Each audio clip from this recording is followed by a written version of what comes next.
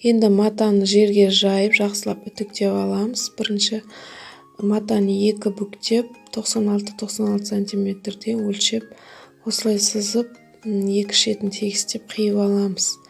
Кромкаларын да қиып тастаймыз. Мен матаны алған кезімде лекаланың өзінің етегі бар, соны қолдансаңыздар болады. Мен ол етекті қолданбадым. Прямо осылай тегемін деп шештім. Сол үшін осылай өлшеп алдым. Бірінші иықтан бастап өзіміздің өлшемімізді өлшеп аламыз. Одан кейін 6 сантиметр, 10 сантиметр артығымен тігіске, сосын жаңа етегін қайтаруға есептеп қиып аламыз. Сол кезде мен бойым 132 сантиметр шықты. Иықтан бастап өлшеген кезде етекке дейін. Ал мына көйлектің үстіңгі жағы 42 сантиметр болды. Яғни 132-ден 42-ні алып тастағанда 90 сантиметр болды. Соған 6 сантиметр өлшеп, мен 96 сантиметр қиып алдым. 10 сантиметр қосып қиып алсаңыздар да болады. Енді бір тігіспенен бүрмеге тігіп аламыз. Үлкен строчкаменен, үлкен тігіспенен. Енді мана тігіп алған жерімізді енінен бастап тігіп аламыз. Бір жағын етегіне қалдырамыз да, бір жағын үстіңгі жағына осылай бүрмеге бір тігіс тігіп аламыз. Енді матаны 2 бүктеп, ортасын тауып аламыз. Кішкене қиып белгілеп аламыз. Көйлегіміздің үстіңгі жағынан да дәл солай ортасын тауып белгілеп аламыз. 2-ке бүктеп, осылай ортасын тауып қайшымен белгілеп алып, манағы белгілеп алған етегімізді бір-біріне біріктіріп, инемен түйреп аламыз.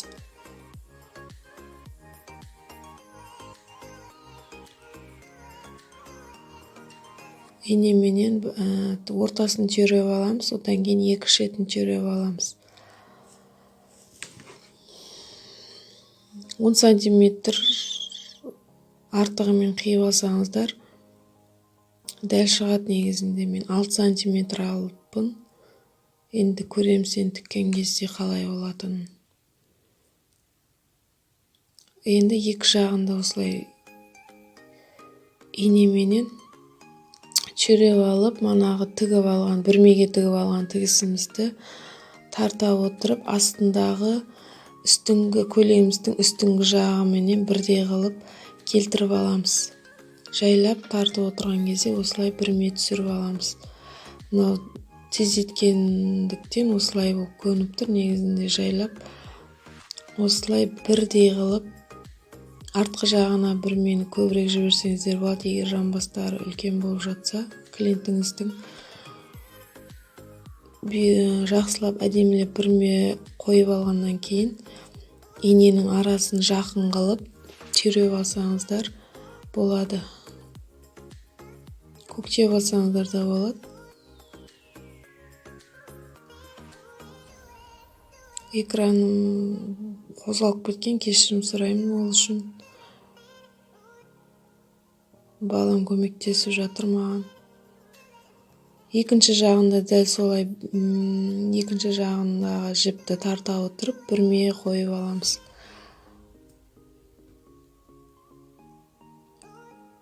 Бүрмеге келгеннен кейін ине түйреп аламыз барлық жағына. Араларын жақын түйреп алсаңыздар, тіккен кезде өте ыңғайлы және әдемі болып шығады тігісіміз.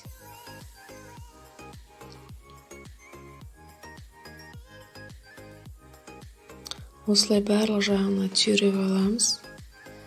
Одан кейін үлкен бір тігіспенен жайлап тігіп шығамыз. Одан кейін зигзаг тігіспенен тігіп алсаңыздар болады. Бірінші закрепка беріп аламыз алдыға артқа. Сөтіліп кетпеу үшін жібіміз. Инені алып отырамыз әр тіккен кезімізде. Астынан тіксеңіздер де болады. Мына бүрме жағын астына қойып тіксеңіздер де болады. Мен өзіме осы ыңғайлы қолымменен жайлап тегістеп отырамын. Бүрме жоқ жерлерге бүрме жіберіп тігіп отқан кезде көйлегіміз өте әдемі шығады. Асықпаймыз, жайлап тігеміз. Асықпай тіккен кезде көйлегіміз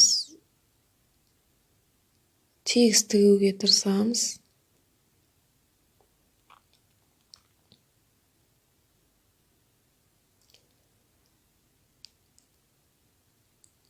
бір сантиметр, 1,5 сантиметр қалдырып отырып тігеміз. Тігіске қалдырдық қой мана.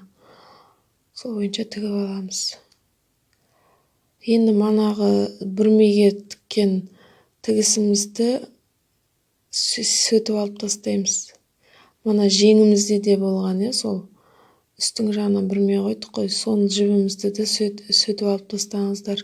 Себебі мен видеода түспей қалыпты ол жері. Енді зигзаг тігіспенен тігіп аламыз.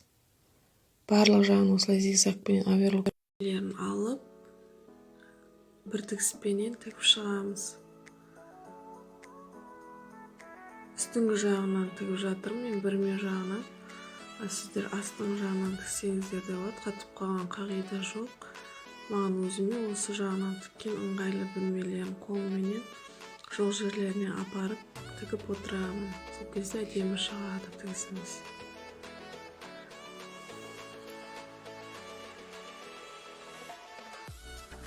Енді тігіп болғаннан кейін мана бүрмеге үшін тіккен тігісіміз бар ғой, сол тігісті сөтіп алып тастаймыз. Одан кейін оверлокқа бір салып аламыз. Оверлок тігіспенен бір жүріп аламыз. Егер оверлоктарың жоқ болса, зигзаг тігісіменен тігіп алсаңыздар болады. Мен зигзаг тігісіменен тігіп алдым.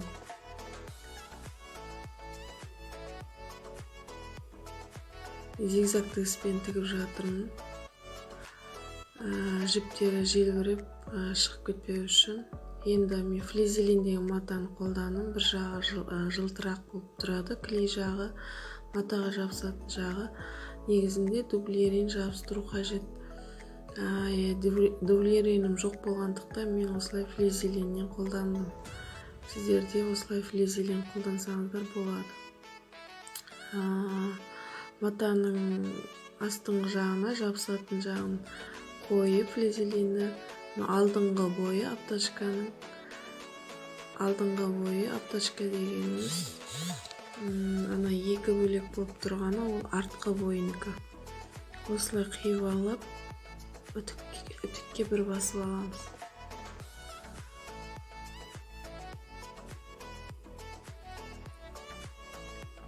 Екінші артқы бойының аптачкасын да қиып аламыз осылай.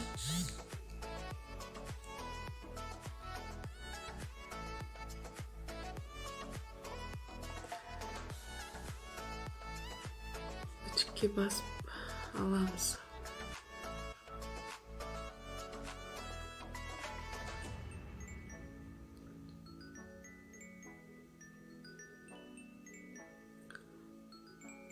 Басып алғаннан кейін екі жағын біріктіріп тігіп аламыз. Көрсеткенім бойынша бір тігіспенен тігіп аламыз. Жаңа көрсеткен жерімді зигзагпенен тігіп аламыз, немесе оверлоктап аламыз. Манағы тіккен көйлегіміздің артқы бойын тігетін жерімізді осылай инемен түйреп аламыз. Мойын жағынан бастаймыз. Етекке дейін қадап алған жерімізді бірінші жаңағы үлкен тігіспенен тігіп аламыз. Үлкен ірі тігіспенен. Себебі замок салғаннан кейін оны сөйтіп алып тастаймыз. Уақытша тігіп аламыз. Етек жағын кәдімгі кішкентай тігіспенен тігіп аламыз. Үштікпенен тігіп аламыз. Ал жаңағы замок қоятын жерімізді 4-5 тігіспен тіксеңіздер болады. Осылай инемен түйреп аламыз бәрін. Түйремей тұрып бірінші оверлокқа салып алсаңыздар болады. Бөлек-бөлек тігіп аламыз оверлокқа, зигзагқа, зигзаг тігісіменен. Мен тігіп болғаннан кейін салдым, бөлек-бөлек тігіп алдым зигзаг тігісімен. Мына көрсеткендей бірінші мойын жағынан бастағанда жана үлкен тигиз, ири тигизпенен тигип аламыз. Кийин убакча тигип аламыз. Себеби замокту салып болгондон кийин алып тастайбыз аны сөйтүп. Закрепка бермейбиз ол үчүн. Осулай тигип аткан кезимизде ийнелерибизди алып отурабыз.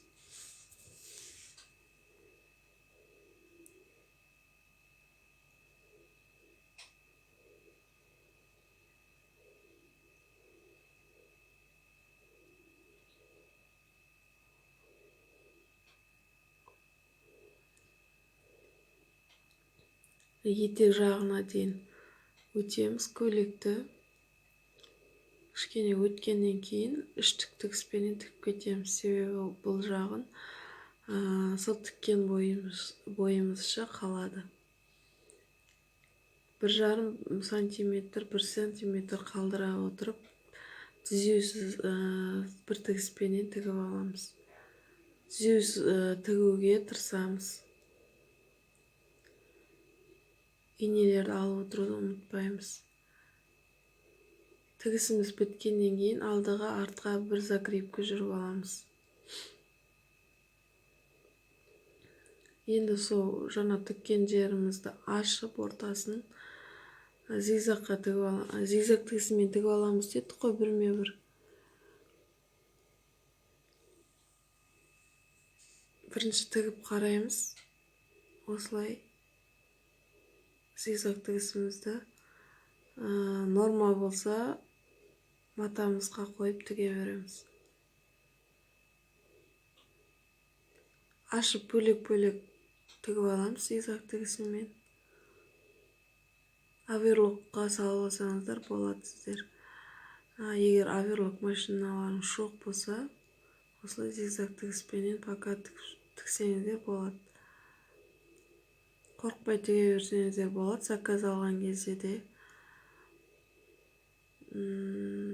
табыстарыңыз өсүп, комакта акча түсүп баштаган кезде оверлок машинкасын алып алсаңыздар болот.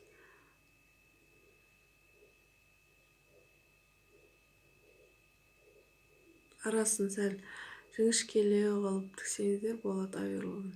Осулай ортасын ашып, үтүк басып аламыз. Сол баскан жерибизге замок коятын боламыз. Убакытча тигип алдык ортасын. Эndi замогубузду коюп, ийне менен чиреп аламыз.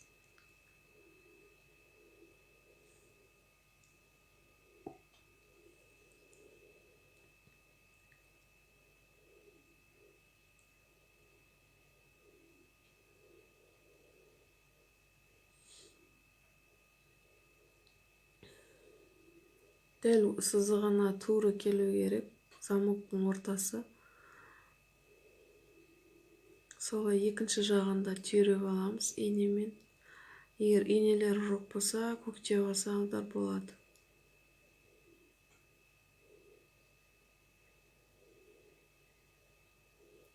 Осулай көкчөп болгондон кийин манагы убакытча тиккен тигисимизди 5 тик, 4 тикпен тиктик дедик го. Сол тигисимизди замоктун бүткен жеринен баштап сөтүп алып тастайбыз. 3-4 сантиметр калдыра отуруп,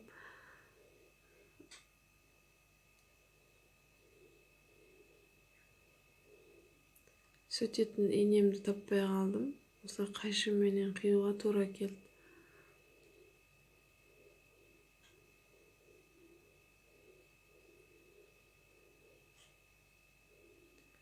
Осулай алып тастайбыз шивимизди. Одан кийин замокту ашып,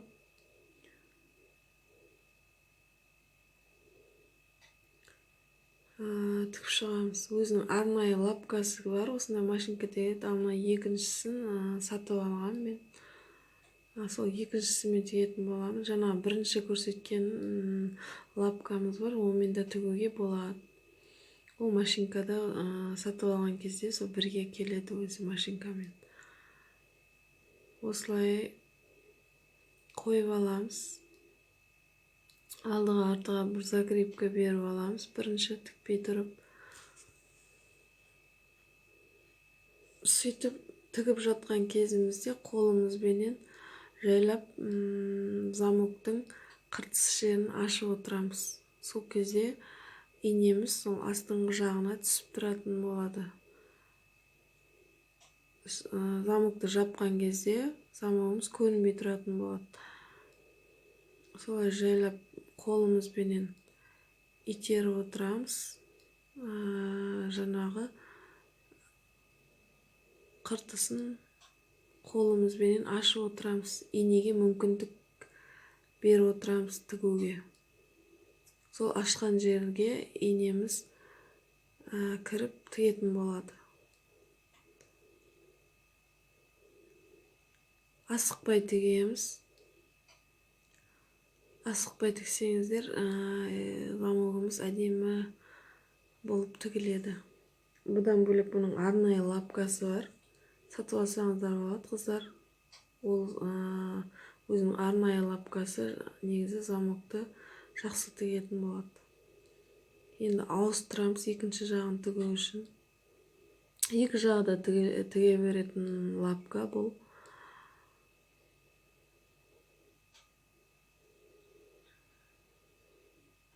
Асықпай тіксеңіздер, тігістеріңіз өте әдемі болып, замоктарыңыз көрінбей тұратын болады. Барынша асықпай тігуге тырысыңыздар. Қолымызбенен жаңағыдай ашып отырамыз замоктың ілетін жерін. Түзеу тігуге тырысамыз. Көп қыздар осы замок салуға қиналып жатады. Бастапқыда осылай тігу қиын болады негізінде. Қайта тіге берсеңіздер, қолдарыңыз жаттығып, үйреніп, уже оңай болып кетеді замок тігуде. Сол үшін қорықпаңыздар. Қайта қолдарыңыз үйренгенше тіге берсеңіздер болады. Жаңағы керек емес маталарға салып тіге берсеңіздер болады. Қашан үйреніп кеткенше осылай жаттықтырып алсаңыздар болады қолдарыңызды. Бірден жаңағы тігіс